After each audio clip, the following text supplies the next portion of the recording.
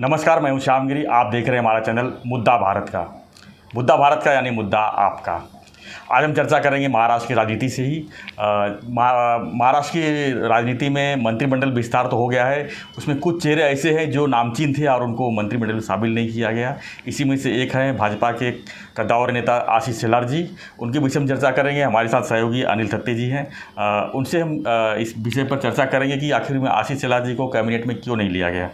तो थत्ते जी, आपका स्वागत है हमारे चैनल में। क्या कहेंगे इस विषय पर जो मैं चर्चा कर रहा हूँ? एक तो आशीष शेलार, ये नाम लेते ही जी मेरे मन में अनेक विचार, भावना और यादें ताज़ा हो जाती हैं। जी क्योंकि मेरे ख्याल से पिछले 20 साल से आशीष जी का और मेरा कुछ एक स्नेह संबंध, ऋणानुबंध, हार्दिक नाता है। और उनके चाहने वालों में से जी मैं एक हूँ, तो थोड़ा पक्षपाती भी हूँ। उनकी तरफ मेरा झुकाव है, इसलिए शायद कोई जो सुनने वाले हैं वो बोलेंगे कि अरे आप तो दोस्ती निभा रहे हैं।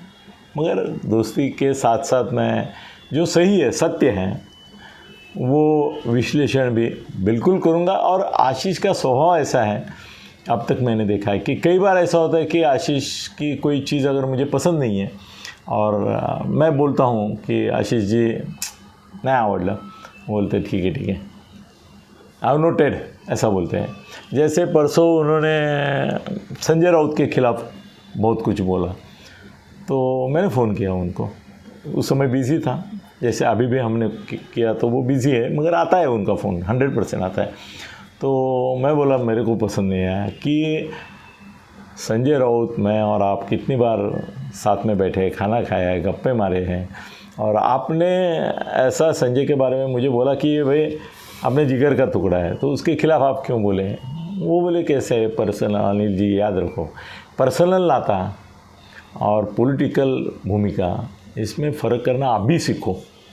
चलो, आज आशीष जी ने जो मुझे सलाह दी कि पर्सनल नाता और पॉलिटिकल भूमिका, इसका डिफरेंशिएट करना सीखो, तो मैं सीख गया हूँ आशीष जी।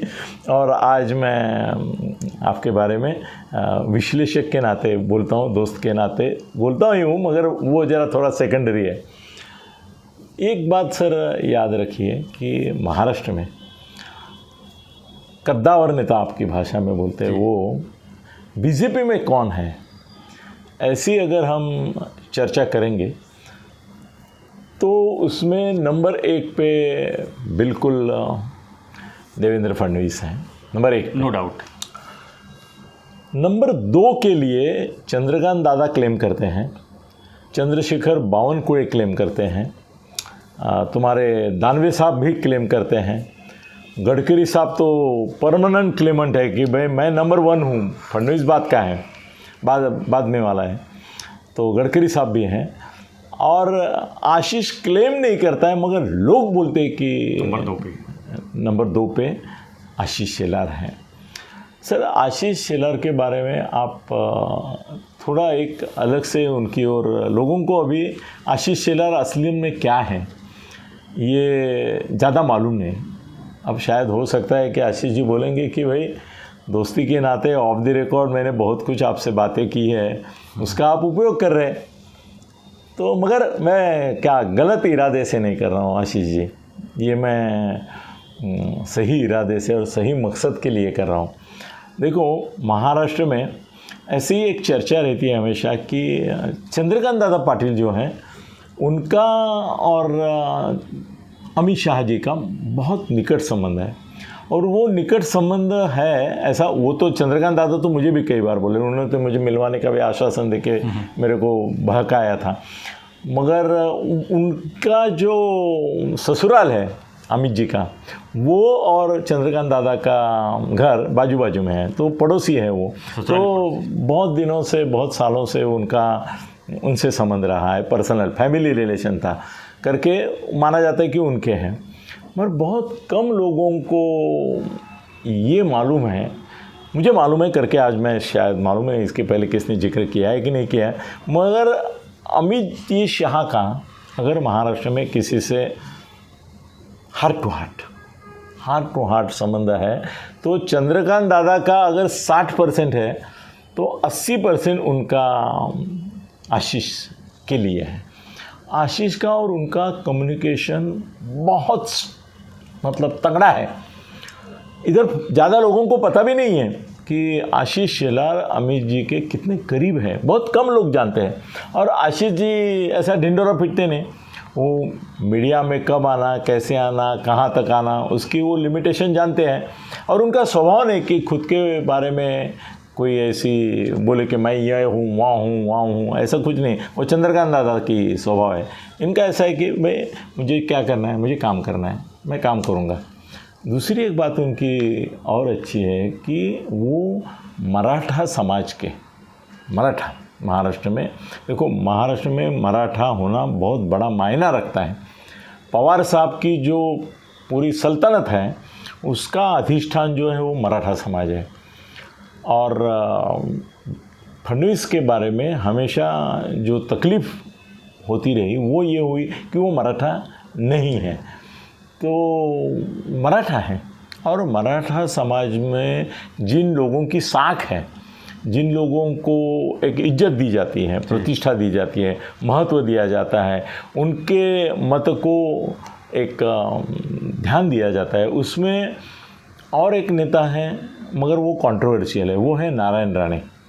नारायण राणे जी का भी मराठा समाज में अच्छा खासा एक प्रभाव है अपना, मगर वो बहुत कंट्रोवर्सी में जाते हैं, इसके लिए थोड़ा सा प्रॉब्लम हो जाता है। और आशीष का ऐसा नहीं है, वो कैसे मराठा होते हुए भी वो मराठी भी है, और मराठी होते हुए वो क्या बोलते हैं उत्तर भारतीय भी है, और उत्तर भारतीय होते हुए वो दक्षिण भारतीय भी है, और हिंदू होते हुए वो हिंदुत्व के साथ साथ वो मुस्लिम धर्मियों का भी प्यारा है। उसका जो कॉन्स्टिट्यूंसी है बांद्रा का, उसकी खासियत, एक बार मैंने ऐसे गप्पा मारते मारते मैं बोला कि आपको ये हिंदू मुस्लिम जो है उसमें आपके कॉन्स्टिट्यूंसी में मुस्लिम मतदाता बहुत हैं, तो उसकी वजह से कोई चैलेंज लगता है? तो आशीष जी मुझे बोले बिल्कुल नहीं। मैं बोला ऐसे कैसे, मुस्लिम तो बहुत संख्या में। बोले वो जो मुस्लिम तुम जो समझते हो ना वो यहाँ नहीं है, वो और कहीं होंगे। मेरे कॉन्स्टिट्यूंसी के जो मुस्लिम समाज है वो हमसे घुल मिल गया हुआ समाज है। उनके लिए मैं उनका भाई, रिश्तेदार, दोस्त सब कुछ हूँ, और मेरे पास वो आते हैं उतनी ही मुक्त और मनसोक्त बातें करते हैं, अपनापन दिखाते हैं कि जैसे मेरे हिंदू भाई आते हैं, क्रिश्चियन आते हैं, उनके कॉन्स्टिट्यूंसी से तो क्रिश्चियन भी काफ़ी संख्या में। वो बोले मेरे यहाँ के मुसलमानों को मैं मुसलमान मानता ही नहीं हूँ, उनको वो मुस्लिम धर्म के होते हुए भी अपनापन है उनमें। तो ये खासियत इसकी है कि उसका हिंदुत्व जो है वो राष्ट्रीयत्व की ओर उसको लेके जाता है। इसके लिए हिंदुस्तानी वो क्या ना, एक मैं नया कौम बनाने की कोशिश कर रहा हूँ, या तो वर्णन कर रहा हूँ कि एक सेक्युलर हिंदुत्ववादी करके एक कम्युनिटी उभर कर आ रही है। उस सेक्युलर हिंदुत्ववादी जो है उनकी कम्युनिटी का लीडर आशीष है। और दूसरी एक बात देखो कि आशीष को इस बार लिया गया नहीं, तो मैंने याद नहीं मुझे, मैंने आपको बताया कि नहीं बताया। मैं भी इतनी बातें इतनी जगह करता हूँ कि मैं भी भूल जाता हूँ। अभी आप आने से पहले हमने 60 वीडियो बनाए हमारे गगन बेदी के लिए। अभी 60 वीडियो मैंने क्या क्या बोला है वो अभी मुझे भी याद भी नहीं आ रहा है। कल 60 किए, परसों 60 किए। तो ऐसा है कि उनको मैंने एक मैसेज भेजा, बात की मैंने, मैसेज की उनके नहीं, ये जो मंत्रिमंडल का ये हुआ नहीं बताया आपको, तो मैंने मैसेज किया कि जनरली मैंने मैसेज शॉर्ट में किया, मंत्री होने के लिए अभिनंदन किया जाता है मगर आपका मंत्री न होने के लिए अभिनंदन। तो वो भेज दिया उनको, तो उनका उसके ऊपर ये आया, बाकी कुछ नहीं। उन्होंने कमेंट की हा हा हा, ऐसा एचे एचे एचे मतलब हंसे। मतलब वो हमारी परिभाषा होती है कि भाई तुमने बोला मैंने पढ़ा मगर मेरे को कमेंट नहीं करना है, ऐसा इसका ये होता है, वो हा लिखते हैं। तो उन्होंने कहा आया मैसेज मुझे हा। कैसे है ना कि मैंने अभिनंदन क्यों किया उनका, देखो 43 मिनिस्टर होंगे, कितने होंगे 43, मगर बीजेपी का प्रदेशाध्यक्ष एक ही होगा। वो बीजेपी के 120 जो एमएलए और तुम्हारे एमएलसीज हैं उनका बाप होता है, हेड होता है, मैं बाप ही बोलता हूँ, हेड होता है। उनको प्रेरित करने वाला और चालित करने वाला वो आदमी होता है, उसके मार्गदर्शन पे पार्टी चलती है। और कैसा है कि चंद्रकांत दादा का जो 3 साल का पीरियड रहा वो बहुत डल रहा, कंट्रोवर्शियल रहा। उनमें वो प्रेरणा ही नहीं थी, प्रेरणा देने की ताकत छोड़ो, खुद उनमें वो ऊर्जा नहीं थी, प्रेरणा नहीं थी, वो बहुत डल आदमी थे। और उनको बोलने चालने का, इसका बोलने का पर्टिकुलरली कोई ढंग नहीं था, कुछ भी अनाप शनाप बातें करते थे, कंट्रोवर्सी लाते थे, बीजेपी को संकट में लाते थे। तो आशीष एक ऐसा आदमी है सर, आपको मालूम नहीं है भैया। और एक मैं क्या बोले आपकी भाषा में गौप्य स्फोट, मगर एक अच्छा रिविलेशन मैं सबके सामने करता हूँ कि आशीष की मेरी 2-3 बार फ़ोन पे बात हुई, तो हर बार वो बोला कि मैं टूर पे हूँ। मैं बोला आशीष तो आज तक कभी ऐसा हुआ नहीं कि वो टूर पे है। हम बम्बई में फ़ोन करते हैं, 2-3 दिन में मिल लेते हैं, हाँ कल मिलेंगे, आज मिलेंगे, मैं हूँ मगर आज बिजी हूँ, ऐसा चलता है। ये टूर कहाँ से आ गया इसका? तो मैं आशीष जब मिले तब मैंने उनको बोला कि भाई जब चाहे आप टूर करते हो, कहाँ की टूर करते हो? तो बोले कि अभी पेपर नहीं पढ़ते हो क्या? मैं बोला पढ़ता हूँ मगर मुंबई के पेपर पढ़ते हो। बोले पूरे महाराष्ट्र का पार्टी का संगठन करने का, हर एक जगह पार्टी को ऊर्जित करने का, प्रेरित करने का और संगठन को साथ में रखकर प्लानिंग करने का, हर एक कॉन्स्टिट्यूएंसी का। तो बोले महाराष्ट्र में 288 कॉन्स्टिट्यूएंसीज़ है, उनके लिए मुझे अपॉइंट किया गया है कि आप पूरे महाराष्ट्र का टूर करेंगे जी। मैं बोला चंद्रकांत दादा अध्यक्ष हैं। वो बोले वो मत पूछो मुझे, ये मत बोलो, ये तुम मेरे को संकट में डाल रहे हो। उनको जाना है तो जाते हैं, वो करते हैं, मगर मेरे को पार्टी ने बोला है कि तुम महाराष्ट्र के कोने कोने तक पहुँचो। सर उसके बाद वो थाना डिस्ट्रिक्ट का और मुंबई का प्रभारी है।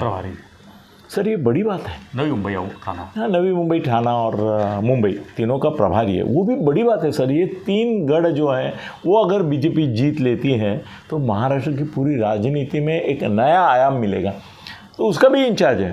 तो मुझे उनके पीए को मैंने पूछा कि साहब का मेरे को मैप तो दिखा, कहाँ कहाँ गए? तो मैंने देखा पूरा महाराष्ट्र उन्होंने कवर किया है। जब मैंने देखा तो 2/3 महाराष्ट्र कवर किया था। सर जो नेता महाराष्ट्र के 2/3 एरिया में जा चुका है, लोगों से मिल चुका है, लोगों से बातें हुई है, उनने फीडबैक, और उसका कैसे है ना आशीष का, वो लेक्चर देने जाते ही नहीं है। फॉर्मल लेक्चर देंगे 15 मिनट का, मगर कम से कम 2-3-4 घंटे लोगों के साथ बैठेंगे, बोलेंगे यहाँ के लोकल समस्याएं क्या हैं, लोकल चैलेंजेस क्या हैं, दूसरे पार्टी के कौन से लोग हैं जो अपने को चैलेंज पोज कर सकते हैं, उसमें सॉफ्ट कौन है, हार्ड कौन है, हिंदू मुस्लिम से लेके सब संख्यात्मक गणित कैसा है। तो अभी ऐसा है कि उनके पास वो रोड मैप ही सक्सेस का बोलते हैं, वैसा उन्होंने तैयार किया हुआ है। तो ऐसे आदमी को अब मंत्री बने, पिछले बार वो मंत्री बने, वो शिक्षण का वो भी मेरे ख्याल से उच्च है ऐसा कुछ था सर, उसमें वो कुछ कर्तव्य करके दिखाए नहीं। एक तो उनके ऊपर सर ऐसा अन्याय हो गया कि वो क्या ना डैशिंग है, स्मैशिंग है, और वो बहुत फास्ट एकदम ऐसे नेता है कि उनका डर सबको लगता है सर।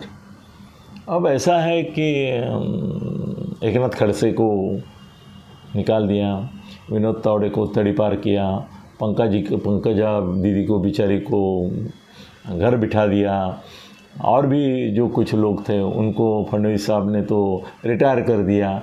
ये एक आदमी ऐसा रह गया कि जिसको फडणवीस साहब हाथ नहीं लगा सके, क्योंकि उनके पास वो कवच कुंडल है जो अमित शाह नाम का कवच कुंडल बोलते हैं वो है।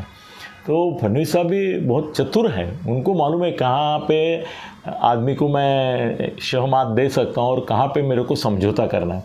तो उन्होंने आशीष से एक तरह से समझौता कर लिया। मगर वो समझौता कैसा रहा कि आखिर के दौर में उनको मंत्री बनाया कि भाई नहीं बनाया ऐसा नहीं, ये चुनाव से पहले बनाया। खाता भी ऐसा दिया जिसमें वो कुछ अपना जलवा नहीं दिखा सकते। कैबिनेट थे मगर वो क्या है ना, वो कैबिनेट शोकेस की कैबिनेट होते वैसा हो गया। फिर भी उन्होंने बुरा नहीं माना, ठीक है मंत्री तो मंत्री, माजी मंत्री हो जाएंगे तो। मगर उसके बावजूद उन्होंने अपना डिपार्टमेंट भी संभाला और धीरे धीरे वो ये सीख गए कि एक मंत्री करके किस तरह से अपने को पेश करना है। देखो नॉन कंट्रोवर्शियल मंत्री बने, नहीं तो शिक्षण मंत्री हमेशा कंट्रोवर्सी में डूबा रहता है, वो नहीं बने। अभी ऐसा है कि उनको अगर मंत्रिमंडल में लेते हैं तो वो उतने सीनियर नहीं है। लास्ट टाइम भी उनको कैबिनेट मंत्री बनाया मगर शिक्षण जैसा क्या उसको बारे में गलत बोलना सही नहीं है क्योंकि शिक्षण बहुत महत्व का खाता है, और उनको देने के पीछे कोई अच्छा हेतु नहीं था। फडणवीस साहब का कोई अच्छे हेतु से उनको नहीं दिया था, उनको रिटायर करने का ही वो चलो मंत्री पद चाहिए ले लो। सर कभी कभी ऐसा भी करते हैं लोग कि पद देते हैं मगर प्रतिष्ठा नहीं मिले, ऐसी भी व्यवस्था करते हैं। तो ऐसा हो गया कि अभी उनको मंत्री पद देते तो कौन सा खाता देते हैं, रेवेन्यू नहीं देते हैं, नगर विकास नहीं देते, गृह नहीं देते, जो इम्पोर्टेंट 10 है उसमें से कुछ नहीं देते। उनको फिर से शिक्षण मंत्री बना लगते हैं, नहीं तो नंबर 2 खाता बोल सकते हैं। हाँ, नहीं तो वो कोई आरोग्य बिरोग्य ऐसा दे देते थे, उससे भी बदतर दे, दारूबंदी मंत्री भी कर सकते थे क्या, कोई पता नहीं उनको। मगर अभी वो बनेंगे 2-3, मैंने उनके जो निकटवर्ती हैं उनसे बात की तो उन्होंने बताया कि अभी तो ऐसी हवा चल रही है कि उनको महाराष्ट्र प्रदेश भारतीय जनता पक्ष का अध्यक्ष नहीं करने के लिए फडणवीस साहब का दबाव है। वो चाहते हैं कि डॉक्टर संजय कुटे जो उनका खास आदमी है, अच्छा आदमी है, ऐसे man of character, man of performance, ऐसे वो संजय कुटे है, मतलब आदमी अच्छा ही है, वो भी अध्यक्ष होते हैं तो अच्छी बात है। या चंद्रशेखर बावनकुळे जिनको इसमें नहीं लिया है, वो ऐसे 2 नाम उनके सामने हैं। तो वो चाहते हैं कि अभी मुंबई थाना, नवी मुंबई, ये जो एरिया है ये बहुत इम्पॉर्टेंट है ही, मगर फडणवीस साहब उसको इतना इम्पोर्टेंट दिखा रहे हैं कि इसके लिए कोई बड़ा तगड़ा नेता अगर चाहिए तो वो आशीष शेलार है। एक तो मंत्रिमंडल में लिया नहीं, दूसरी बात यह है कि उनको प्रदेशाध्यक्ष भी करने के लिए वो राजी नहीं है। अभी अगर वो देखो, अभी आज बोलना बड़ी बात है, उनको अगर प्रदेशाध्यक्ष नहीं किया तो भी मुझे आश्चर्य नहीं लगेगा। मेरे को जो हवा लग रही है, दिख रही है, उसमें शायद उनको प्रदेशाध्यक्ष नहीं बनाएंगे, मुंबई का अध्यक्ष बना सकते। अरे वो भी डाउट है मुझे कि लोढ़ा की जगह उनको मुंबई का अध्यक्ष बनाने जाएंगे तो शायद ये प्रॉब्लम हायरार्की में या प्रोटोकॉल में आएगा कि वो ऑलरेडी अध्यक्ष रह चुके हैं, मुंबई के अध्यक्ष थे भाजपा के। बिल्कुल थे। अभी घुमा फिरा के इतना सब करके जो आदमी महाराष्ट्र के लिए लायक है उसको मुंबई का अध्यक्ष करना, मतलब आमदार को सरपंच बना के रखना है। आमदार का क्षेत्र बड़ा रहता है, उसको सरपंच बना के रखना है। तो आशीष को भी थोड़ा सा संकोच होगा, बोलेगा कि किसी को भी अपॉइंट करो आप, ठीक है, हमारे महाराष्ट्र में नहीं लेना है मत लो, मुंबई में किसी को आप अध्यक्ष बनाओ, मैं काम करूँगा। और वो उनका इरादा पक्का है कि कोई भी अध्यक्ष रहे मुंबई का, मगर मुंबई महापालिका बीजेपी के हाथ में आएगी, ये मेरा वादा है और वो वादा मैं निभाऊंगा। लास्ट टाइम भी उन्होंने वो चमत्कार ऑलमोस्ट किया था, 84 और 82 तक पहुंचे थे। तो इस समय ये हो सकता है, अभी हम आकलन कर सकते हैं कि उनको महाराष्ट्र छोड़ो, मुंबई छोड़ो, उनको प्रभारी संगठनात्मक काम देंगे और उनको प्रभारी ही बना के रखेंगे, ना अध्यक्ष बनाएंगे यहाँ का ना वहाँ का, प्रभारी बनेंगे और बोलेंगे ये चुनाव बहुत बड़ा चैलेंज है, वो आप ले लो और चुनाव लड़ो और जीत के दिखाओ। तो फिर हमारे प्यारे आशीष जी जो हैं मंत्री बनेंगे ही नहीं और प्रभारी होंगे। मगर एक बात बोलता हूँ, उनका भी मन जो है, मैंने बीच में उनको ऐसा टोका था, मैं बोला उस समय सरकार बदलने का वादा ये नहीं था, मौसम नहीं था, मैंने बोला सरकार बदल गई तो आशीष जी आप तो पक्के हैं. तो उसने बोला अनिल जी खरं सांगू का, मराठी में बोलता हूँ मैं, सबको समजता है, मला मंत्री पद हो याच्यापेक्षा संघटनेत काम करायला आवडतं. मुझे संगठना में काम करना है, संगठन में काम करना है. मैं अगर 10 महापालिका 10 नगरपालिका और ये सब में कोई अपना करिश्मा दिखाऊं तो वो मेरे को मिनिस्टर छोड़ो, चीफ मिनिस्टरशिप से भी ज़्यादा बढ़िया लगेगा. मेरे मन का समाधान उसमें है. तो शायद वो पार्टी को बोल सकते कि भाई ठीक है मुझे प्रभारी रखो, मुझे कोई पद नहीं चाहिए, और मैं त्याग करके दिखाऊंगा. वो त्याग करेंगे, वो संघ के एक संस्कार में होता ही है. तो शायद हो सकता है कि वो पोस्ट पे नहीं जाए, मगर मुंबई, और मैं अभी बताता हूँ, ये शिंदे साहब की शिवसेना और ये तुम्हारे आशीष जी की बीजेपी और थोड़ा सा सपोर्ट आइदर आउटसाइड और इनसाइड मनसे का, मतलब मनसे शिवसेना के जो आदमी उनके खिलाफ लड़ेगी और उनके मतलब उद्धव के, और उनको गिराने का काम करेगी. ऐसा कुछ हो जाएगा तो मुंबई में 100% बीजेपी की सत्ता आएगी. थाना में 100% एकनाथ जी की सत्ता आएगी. कल्याण में 100% एकनाथ जी की सत्ता आएगी. बाकी थाने डिस्ट्रिक्ट में पक्की आएगी. नई मुंबई में गणेश नायक, सर गणेश नायक भी आउटडेटेड हो गए. उनका ही एक्सपायरी डेट जो रहता है ना, एक औषध का, कोई भी दवा आती है तो भी तो एक्सपायरी डेट आती है. अभी पॉलिटिकल एक्सपायरी डेट हो गई, उनको मंत्रिमंडल में नहीं लिया, चर्चा होकर भी नहीं लिया. भाई चर्चा मतलब वही कर रहे थे, दूसरे लोग नहीं कर रहे थे. मैंने तो बीजेपी वालों ने मुझे पहले ही बताया था, एक वो बोला गणेश नायक को बिल्कुल नहीं लेंगे, उनका वो जो लफड़ा चल रहा है उसके बारे में बहुत चर्चा है इधर, और नहीं अभी कितनी बार नाइक करेंगे, अभी उनको नहीं लेने का. राज्य मंत्री बनेगी महिला उनकी, मंदा मात्रे, ऐसा बोला है. अभी देखते हैं क्या होता है. तो नई मुंबई में भी बीजेपी लाने के लिए आशीष जी कोशिश करेंगे, मगर वहाँ उनको गणेश नायक प्रॉब्लम जो है उसको निपटना पड़ेगा कि सब लोग. अब मगर अभी उनका अच्छा है, शिवसेना का विजय चौगुले से लेके नाहटा से लेके सब शिंदे साहब के साथ आ गए. शिवसेना शिंदे साहब और ये मिलके लड़ेंगे, जीतेंगे. ऑफ कोर्स गणेश नायक बोलेंगे मेरी वजह से ही जीते, मगर जो भी होगा. तो आशीष शेलार जी का भवितव्य जो है वो अनिश्चित है. वो शायद खाली प्रभारी रहेंगे. मुंबई के होंगे तो भी आनंद ही है, महाराष्ट्र के होंगे तो अत्यानंद है, मगर वो संभव दिखता नहीं है. धन्यवाद सत्य जी. तो सत्य जी ने आशीष शेलार के बारे में काफ़ी डीपली विश्लेषण किया, उनके बारे में कुछ गॉसिप भी किए. तो आपको हमारा वीडियो कैसा लगा हमें जरूर कमेंट बॉक्स में लिखिए. वीडियो पसंद है लाइक से सब्सक्राइब करना न भूलें. इस दुनिया की खबरों पर चर्चा के लिए देखते रहिए हमारा चैनल मुद्दा भारत का. धन्यवाद.